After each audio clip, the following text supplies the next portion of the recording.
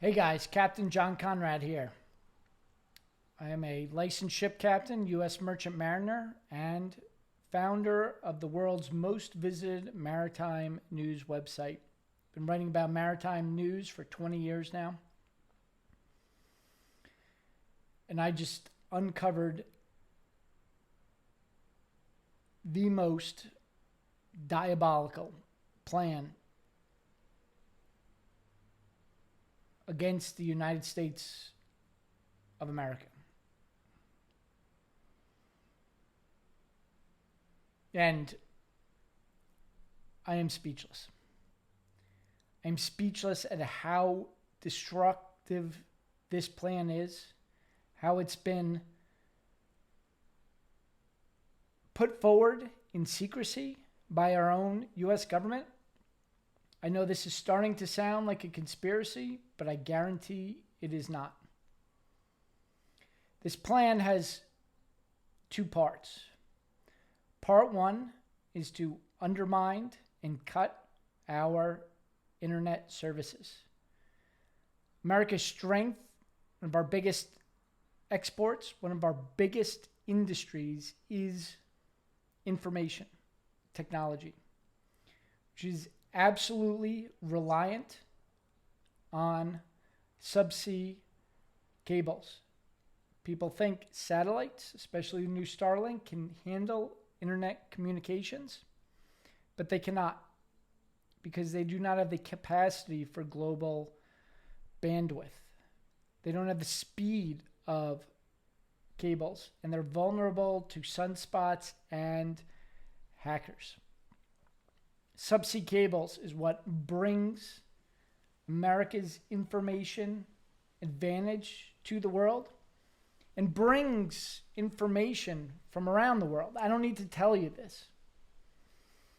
It's one of the bright spots of America's future, our bright future. It's our ability to share this technology. American movies and videos and everything else that goes on cables with the world. Absolutely reliant on these cables. And not just that, our military secrets going overseas goes on these cables. And Biden, Harris administration with Pete Buttigieg has a plan to undermine these cables. I can't say this without almost joking as if it was a conspiracy. It is not. For years, merchant mariners, the maritime industry, think tanks, the DOD, the State Department has spent hundreds of millions of dollars on studies about America's greatest vulnerabilities. These studies ramped up after Nord Stream attack against Russia subsea. And we've been fighting for years for the United States to build cable repair ships in order to repair broken cables. Not only cables broken by fatigue in the marine environment, which is a serious concern, but China and Russia have capabilities to directly attack these cables and sever us from our military bases and the rest of the world. And reports have stated how many of these ships we need. The lowest number that I can fathom is 6 ships ready to repair these cables. Congress authorized the Department of Transportation, the U.S. Maritime Administration, MARAD, to fund only 2 ships. They did not fund building these ships because that would have been too expensive. They only allocated $10 million for this.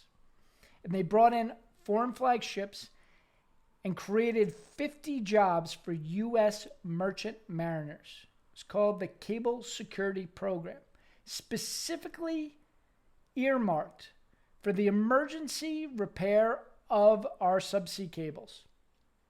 Senator Ted Cruz just completed an investigation And the U.S. Maritime Administration, which I've warned for years, read my article, The Ghost Admiral, in charge of America's most secretive institution, warned for years that they are manipulative. They are undermining American industry. They are hurting American military readiness. These are the people behind the Gaza Pier debacle, whose ship caught fire on the way to Gaza Pier. They have decided, without authorization from Congress, to cut the program and seek funding, cut 50 American merchant mariners, 50 diverse crews. The Merchant Marine, at least the enlisted ranks, are among the most diverse in the country. Cutting 50 American sailor jobs in order to fund the hiring of 11 DEI, Diversity, Equity, and Inclusion commissars for the DOT. They are putting the very internet, the very means which this video is available to all our NATO and other allies overseas, at risk in exchange for 11 DEI hires. They are essentially firing the Black and Hispanic, the women who work on these we only have 2 cable repair ships. It's unbelievable. And there have been countless studies by the DoD think tanks, not only on the importance of the cable security plant and these repair ships, the vulnerability of our undersea infrastructure. But there have been countless studies that the military's number one vulnerability is logistics. Everyone thinks in the event of a war with China, we can fly material across the Pacific.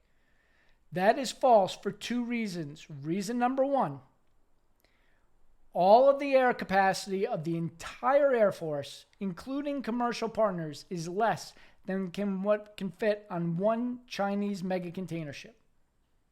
We don't have the capacity. These airlines burn 100 times the fuel, and we close down our ship and fuel bunkering facility in Hawaii. Reason number 2 is, even if we had mid-air refueling, which we don't have enough of for peacetime, let alone war, we are 100 oil tankers short of minimum requirements to transporting fuel overseas. Those air tankers have to refuel at forward air bases in Hawaii, in Midway, in Guam. How are we going to get fuel over there if we don't have enough tankers? The vice president of Maersk issued a report saying we are 100 tankers short. The military knows this. This is a top TRANSCOM, U.S. Transportation Command priority. The Joint Chiefs of Staff, the Secretary of Defense has been quizzed on this in Congress, and they all know it.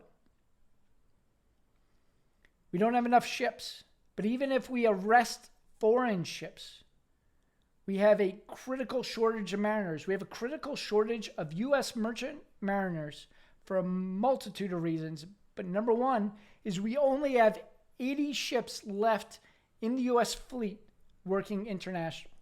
We don't have enough ships for these mariners to train on, to be ready for war. And the DOT secret program to eliminate 50 of these jobs for 11 DEI commissaries. This is undermining America's most valuable export, information technology, and it's our other biggest export, financial services. The finance, the AI, all goes under these cable, and it cannot be replaced by satellites.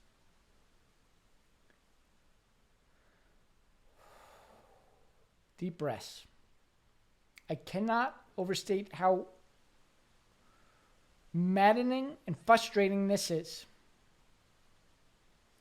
But it is only the second most worrisome and troublesome section of this new report, information released by Senator Cruz.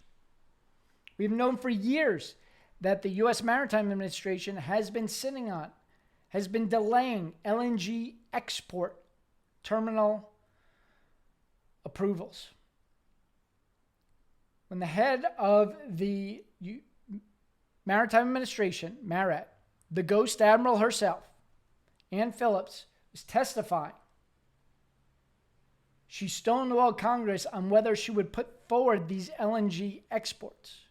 America needs exports. Our top export is oil and gas. This does not go, there's no pipeline to Asia. There's no pipeline to Europe. These go on ships. And we are hampering the ability to export this. That means that this growing bureaucracy in DC increasingly has to be paid for by taxpayers because we don't have the exports. But I haven't even gotten to the most troubling of this Biden-Harris administration plan. Because our oil and our agriculture, America has the most fertile agriculture fields in the entire world. They are utterly reliant on our greatest natural resource. We have more rivers and waterways than all of the G7 nations plus China combined. America, manufacturing, American greatness was built on the rivers and waterways, intercoastal waterways, Gulf of Mexico. That's what America was built in since the first brick was laid on the Erie Canal. And we have given up on this. We're down to 82 ships. Mississippi's a mess. The Army Corps of Engineers, they have dredges over 50 years old that are breaking apart. They've outsourced to all these companies, and I could go on and on and on. But this new plan is to cut the entire Marine Highway program that supports all of these rivers and waterways. The Mississippi River, the Ohio River, the Hudson, the Great Lakes, this vast inland waterway system supported by one program, the Marine Highway program, which only costs about $10 million a year under DOT, under Secretary Pete Buttigieg.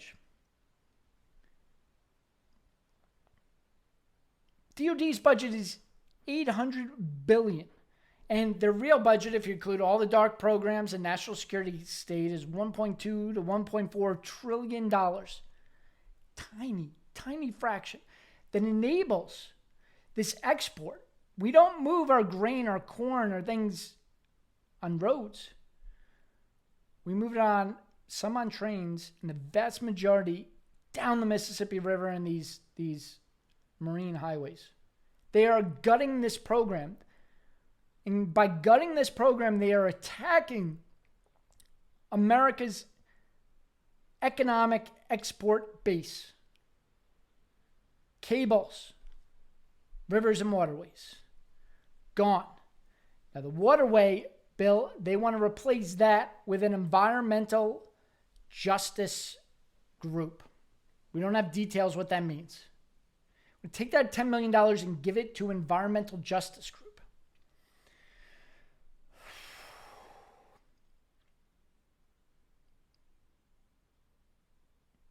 These are the same environmental justice groups where billions of cubic meters of CO2 is being released by ships rounding Africa because of Houthis. And these environmental groups are not yelling at the Houthis. They're not mentioning this. They say it's an existential threat. Well, if it's an existential threat, you should be protesting the Houthis or at least mentioning it. They are not. Not many of them. And I want to say right now, I am an environmentalist. I care about diversity.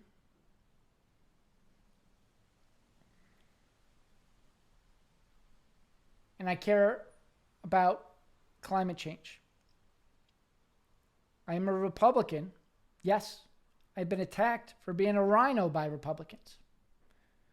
But I wrote the best-selling book on the worst man-made environmental disaster in history. I got carbon credits in my back pocket going back decades. Pushed environmental through our website, GCaptain, because of its importance. I am here. If I have to burn every single carbon credit I have accumulated over my entire career, I will do so over this issue. Because barges, ships, ferries are 10 times more efficient than trains, which are 10 times more efficient than trucks, which are 10 times more efficient than airplanes. And where is Secretary putting the $1.2 trillion the infrastructure bill gave him? Airplanes and roads. Even if ships burn twice as much carbon as they do, they would still be more efficient than all of these EV trucks they are trying to push out. Less than 1% of the 1.2 trillion has gone to our rivers and ports. We're putting something like $6 billion into EV school buses to put kids inside school buses that if they catch fire, we do not know how to extinguish. Yet our most environmentally sound, our natural resource, these rivers and waterways are not being funded, and now the entire program is being cut by the DOT. So don't tell me, Secretary Pete, that you care about the environment. What about diversity, John? Diversity is important. DEI, we need to press. Again, this is a smokescreen. I worked for 2 years at MIT looking at the carbon emissions and how to solve the environmental problems. I talked to dozens of professors at MIT, Harvard. I'm working now with a group on Stanford. 70% of all carbon emissions come from cities. 70% of cities come from trucks. Trucks. These cities, most of our cities are along waterways for a reason, because that was the key to America's economic success. Without funding these rivers, the reshoring of manufacturing in America is impossible. We cannot pull market share from China, and they're cutting this program. But diversity angers me the most, because as a Republican, I've been called a racist. I've been called anti-DEI. The fact is, I'm a member of the leading Black Maritime Association. Donated countless hours to the Navy's Hispanic Officers Association. This is a topic I care deeply about, for a very specific reason.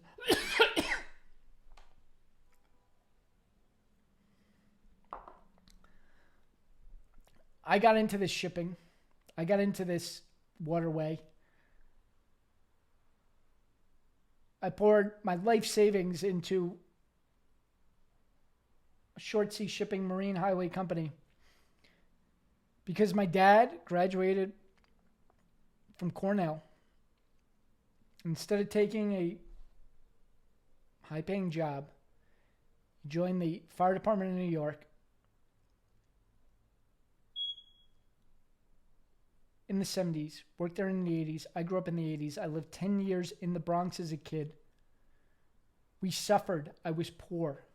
We were poor. We shopped at the Salvation Army. So my dad could volunteer his time, not just my dad, my mom, a visiting nurse in the projects of the Bronx, to give back, to help our local community. I lived there. I witnessed things that are unimaginable. I've been diagnosed with PTSD from what I've seen sitting as a 5-year-old boy on the lap of my dad in a fire truck, barreling into the Bronx. I've seen horrific things. It's the worst war zone. My dad said it was worse than his time in Vietnam. The Bronx was burning. And why was the Bronx burning? A man named Robert Moses did two things. He pulled shipping out of Manhattan. He closed the marine highways in the East River, the Hudson River, and the Harlem River. Built bridges and moved the ships to Newark. That absolutely gutted the tax base of the city. Gutted it almost overnight in the 60s. And then he did something worse. He went into the Bronx, tore down neighborhoods, communities, buildings, churches to drive the Cross Bronx Expressway through my hometown. That's what lit off the Bronx. That's what caused what they call the cocaine epidemic, the AIDS epidemic, the poverty epidemic. It was transportation policy. That's why I got into shipping. To reopen these warehouses and docks in the Bronx, to bring manufacturing back. My friends are Black and Hispanic and Jewish. I care deeply about their goodness, but hiring 11 DEI officers, bureaucrats, to shove that Marxist ideology down our throats, that does not provide jobs. That does not provide warehouses. That does.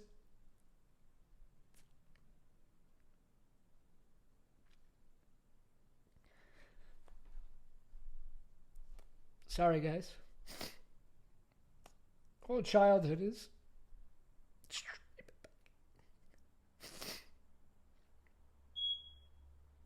They cut this program. They cut it for environmental justice group. And I am so mad.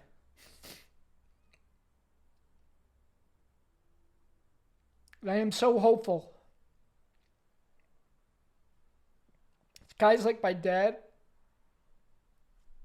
the firemen in New York City, they fought that war.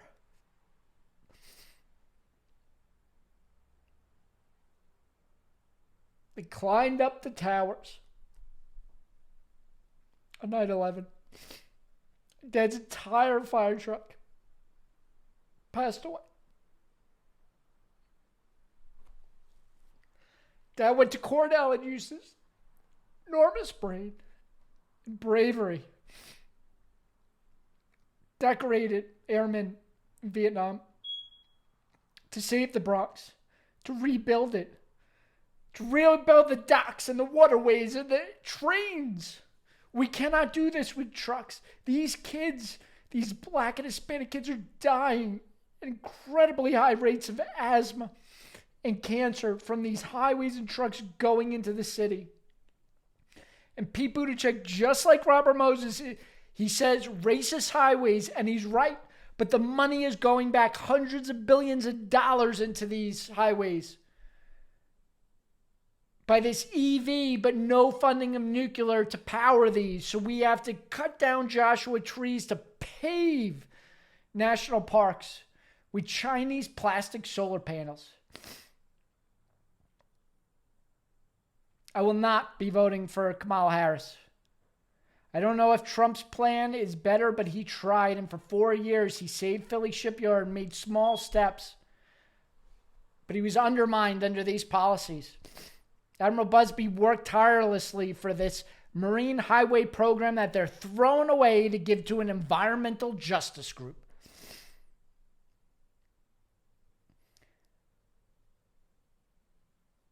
This is Marxist ideology. The Marxist ideology my dad fought in Vietnam War. But I don't want to leave in tears. I want to leave in hope. The reshoring plans will work. America's technology dominance will work if we have the cable repair ships to keep it going. America's agriculture is great. We still have the best rivers and waterways in the entire world. Our oil and natural gas reserves are enormous. Our nuclear advantage through the Navy nuclear program and intelligence, the people I worked with at MIT, we have the best and the brightest here and coming here, beating down our doors, 20 million crossing the border. We are going to lose a war with China because we can't get enough ships over there. But when we wake up, as Winston Churchill said, America always does what's right after we tried everything else. I'm here to say your vote matters. And this is not Democrat versus Republican. It's about this deep state, the SES, in these organizations, in the Coast Guard, in MARAD, stopping forward progress and funding this DI BS. Don't put 11 bureaucrats in DOT. Build 11 train tracks into the Bronx, 11 mega warehouses, 11 manufacturing plants, 11 ports along the East River in order to give these minorities jobs and hope and opportunity. We know how to do this, guys. Churchill, America does everything, does the right thing after trying everything else. We have tried everything else. I believed in DEI. I fought Commander Salamander for 15 years because I wanted to believe that that would work. Because I love my fellow black Hispanics, the Muslims who worked at MIT, my Jewish classmates in high school. We can come together. And as I showed with New York City, it starts with smart transportation policy, and this DOT is not doing it. We need the help of the military. We need Department of State. We need transportation. We need Senator Mark Kelly, Representative Garamendi working with Representative Waltz and Senator Rubio on this SHIPS Act. And once we get that together, once we bring it in, once we reopen the maritime desk at the White House, which Trump had but Biden closed, we can start building. So if you are in startups, if you care about reshoring, revitalizing America, get angry, folks. Get angry and ask Harris why they closed the Marine Highway System, which can cut our CO2 levels overnight and reinvigorate the highways that go into the Rust Belt, go into the hillbilly neighborhoods, go into the small farms, the big farms, all throughout the Great Lakes, up and down both coasts. This is bipartisan, and thank God some individuals like Waltz and Kelly are working together on this. We can do this, but we got to cut out this BS environmental climate change BS and fund building. And that stops with making sure they don't take away the very small and very critical 82 merchant marine ships, 2 cable security ships, underfunded Marine Highway program that we already have. Because if we let those go, we will lose to China. Thank you. Please share. Please share. Go out and vote. And please share. This is important.